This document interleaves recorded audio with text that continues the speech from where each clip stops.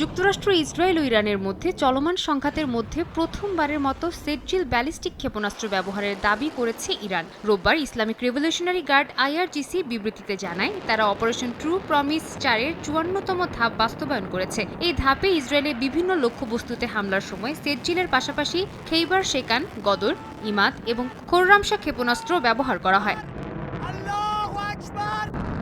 4 মার্কিন বিমান ঘাঁটিতেও হামলার দাবি করেছে আইআরজিসি। পাশাপাশি মার্কিন বিমানবাহী রণতরীকে সহায়তাকারীদের লক্ষ্যবস্তু করার হুঁশিয়ারি দিয়েছে বাহিনীটি। সেই সঙ্গে মার্কিন প্রেসিডেন্ট ডোনাল্ড ট্রাম্পকে চ্যালেঞ্জ জানিয়ে আইআরজিসির মুখপাত্র বলেন, সাহস থাকলে যেন যুক্তরাষ্ট্র পারস্য উপসাগরে জাহাজ পাঠায়। বাহরাইন, কুয়েত, সৌদি আরবেও আক্রমণ চালিয়েছে ইরান। বাগদাদ বিমানবন্দরে ড্রোন ও রকেট হামলা হয়। কুয়েতে বিমানবন্দরেও ড্রোন হামলায় ক্ষয়ক্ষতির খবর পাওয়া গেছে। এদিকে যুদ্ধ বন্ধে যুক্তরাষ্ট্রের সঙ্গে আলোচনায় ইরান আগ্রহী নয় বলে জানিয়েছে দেশটির পররাষ্ট্রমন্ত্রী আব্বাস আরাকচি। রোববার সিবিএস নিউজের ফেস দ্য নেশন অনুষ্ঠানে তিনি বলেন, যুক্তরাষ্ট্রের সঙ্গে আলোচনার কোনো কারণ নেই। আমরা স্থিতিশীল এবং শক্তিশালী। আমরা শুধুমাত্র আমাদের জনগণকে রক্ষা করছি। যুক্তরাষ্ট্রের সঙ্গে আলোচনার কোনো কারণ আমরা দেখি না। কেন করব আলোচনা? কারণ তাদের সঙ্গে আমরা আগেও আলোচনা করেছিলাম, কিন্তু হামলার শিকার হয়েছি। মার্কিনীদের সঙ্গে আলোচনার অভিজ্ঞতা ভালো নয়।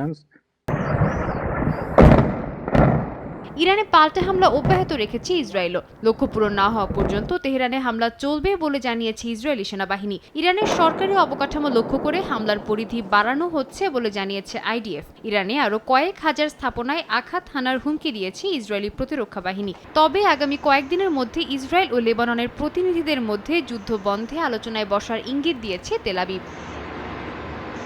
এদিকে হরমুজ প্রণালী নিয়ন্ত্রণে ন্যাটোর সহায়তা না পাওয়ায় ক্ষুব্ধ প্রতিক্রিয়া জানান ট্রাম্প। এদিকে প্রণালী চালু রাখতে ইউরোপীয় ইউনিয়ন জাহাজ পাঠানোর বিষয়টি বিবেচনা করছে বলে খবর প্রকাশ করছে মার্কিন বার্তা সংস্থা এপি। তবে চলমান যুদ্ধে ইসরায়েল ও যুক্তরাষ্ট্রের লক্ষ্য আরও স্পষ্ট করার আহ্বান জানিয়েছে জার্মানি। এদিকে হরমুজ প্রণালীর অবরোধ খুলতে কোনো সামরিক সহযোগিতা পাঠানো হবে না বলে জানিয়েছে জাপান ও অস্ট্রেলিয়া। এ অবস্থায় চীন ও ইউরোপীয় মিত্রদের উপর সহযোগিতার জন্য চাপ বাড়াচ্ছেন ট্রাম্প। সাদিয়া তাসনিম, সময় সংবাদ।